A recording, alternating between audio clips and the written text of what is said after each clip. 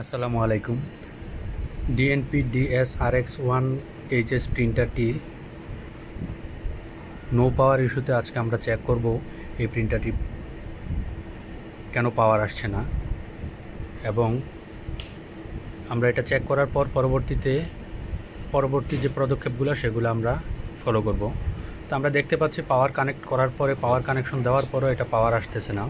আমরা পাওয়ার কানেকশনটা খুলে নিচ্ছি, সামনের যে পেপার ট্রেটা রয়েছে পেপার ট্রেটাও খুলে নিচ্ছি। পেপার ট্রেটা খুলে শুরুতে আমরা পেপার এবং রিবন আছে মেশিনের ভিতর, পেপার এবং রিবনগুলো আমরা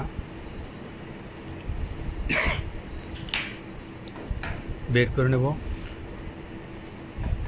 তবে এক্ষেত্রে বলে রাখি, যদি আপনার নো পাওয়ার ইস্যু হয়ে থাকে সেক্ষেত্রে পেপার রিবন যদি না বের করেও কাজ করতে চান সেক্ষেত্রে আমরা জাস্ট সাইড বাই সাইড কীভাবে ওপেন করতে হবে আমরা দেখাচ্ছি। দেখতে পাচ্ছেন দুই পাশে যে স্ক্রুগুলো রয়েছে স্ক্রুগুলো খুলে নিচ্ছি। এই পাশে দুটি স্ক্রু ছিল, স্ক্রুগুলো খুলে নিয়েছি, এবং পেছনে দুটি স্ক্রু রয়েছে বাম পাশের কভারের সাথে, তার মধ্যে আমরা একটি স্ক্রু খুলে নিয়েছি। এই পাশের কভারটি খোলার জন্য আপনাকে একটি লক রয়েছে, সেই লকে একটু স্ক্রুড্রাইভার দিয়ে একটু আর দিতে হবে, আর দিলেই এটা খুলে যাবে। দেন আমরা খুলে নিয়েছি। এখন হচ্ছে বিপরীত পাশের যে কভারটি রয়েছে সেই কভারটি ওপেন করব। সেই কভারটি ওপেন করার জন্য একই নিয়মে যে দুটি স্ক্রু রয়েছে স্ক্রুগুলো আমরা খুলে নেব।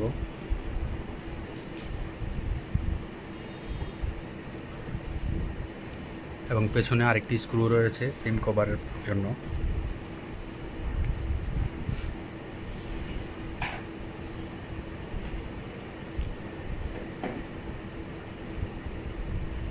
এই কভারটা খোলা হয়ে গেলে আপনাকে উপরের কভারটা খুলে নিতে হবে।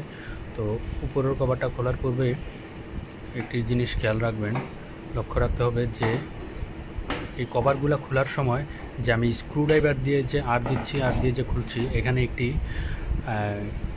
মেটাল অংশ রয়েছে, যে মেটাল অংশটি যেন কোনোভাবেই যেন বাঁকা না হয়ে যায়। মেটাল অংশটি বাঁকা হয়ে গেলে বিভিন্ন ধরনের ইরর শো করবে, বিভিন্ন ইরর দেখতে পাবেন আপনারা। তো এই জন্য খুব সতর্কতা অবলম্বন করবেন এই অংশটা খোলার জন্য। এটা হচ্ছে পিছনের অংশ খোলার জন্য স্ক্রুগুলো খুলে নিচ্ছি, যদিও আমরা পিছনের অংশ খোলার আগে আপনাকে উপরের অংশটা খুলে নিতে হবে। উপরের যে প্লাস্টিক কভারটা রয়েছে সেই কভারটা খুলে নিতে হবে।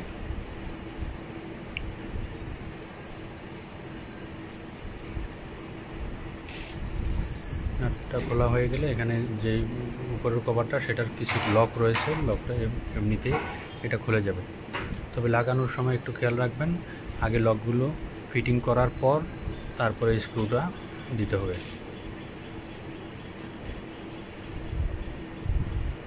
এক্ষেত্রে আরেকটি বিষয় বলে দিই, এখানে দেখতে পাচ্ছেন যে আমরা যে পিছনের কভারটা খুলবো তার জন্য মাদারবোর্ডের সাথে এবং USB পোর্টের সাথে একটি স্ক্রু লাগানো থাকে, যেটি খুবই গুরুত্বপূর্ণ স্ক্রু, যার কারণে অনেকে মনে করেন যে এটা যে কোনো স্ক্রু দিলেই হবে। আসলে এই যে কোনো স্ক্রু দিলে হবে না, তবে এই ক্যাটাগরির স্ক্রু দিতে হবে। কেননা এই ক্যাটাগরির স্ক্রু যদি না দেওয়া হয়, সেম স্ক্রু যদি না দেওয়া হয়, সেক্ষেত্রে আপনি মোটা একটি স্ক্রু ফিটিং করলে সেক্ষেত্রে এই জায়গাতে আপনার USB পোর্টটা নষ্ট হয়ে যেতে পারে, এবং হচ্ছে USB কেবলটা যখন ইন করা হবে তখন আপনি সমস্যার সম্মুখীন হতে পারেন। দেখতে পাচ্ছেন এখানে পাওয়ার সাপ্লাই, তো আমরা যেটা আইডিয়া করেছি যে এখানে পাওয়ার সাপ্লাইটা প্রবলেম হতে পারে, যেহেতু নো পাওয়ার ইস্যু, পাওয়ার সাপ্লাইটা প্রবলেম হতে পারে। তো আমরা শুরুতে পাওয়ার সাপ্লাইটা আগে চেক করে নিচ্ছি। এখানে দেখতে পাচ্ছি ফিউজটা কেটে গিয়েছে, এখানে বিপিং শুনতে পেলেন, বাট ফিউজটাতে যখন আমি মিটার শো করলাম তখন বিপিং করছে না। পাওয়ার সাপ্লাই খোলার জন্য পাওয়ার ইনপুট এবং পাওয়ার আউটপুটের যে দুটি লাইন রয়েছে, কেবল সংযোগ রয়েছে, কেবল সংযোগগুলো আমরা বিচ্ছিন্ন করে নেব। দেন কেবল সংযোগ স্থলের ডানে এবং বামে দুটি স্ক্রু রয়েছে, এই স্ক্রু দুটি খুলে নিতে হবে। এবং কুলিং ফ্যানের ডান পাশে এবং বাম পাশে দুটি ছিদ্র রয়েছে, যে ছিদ্রগুলো দিয়ে লম্বা একটু স্ক্রুড্রাইভার দিয়ে পাওয়ার সাপ্লাইতে যে দুটি স্ক্রু রয়েছে সেই স্ক্রু দুটি খুলে নিতে হবে।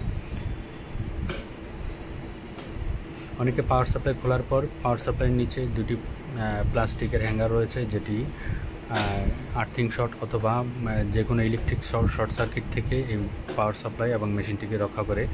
অনেকে ভুল করে এই পাওয়ার সাপ্লাই যখন চেঞ্জ করেন এই লকগুলো অ্যাটাচড করেন না। তো এটা করা যাবে না, অবশ্যই এগুলো খেয়াল রাখতে হবে। খেয়াল রেখে আপনারা এই কাজটা করতে হবে।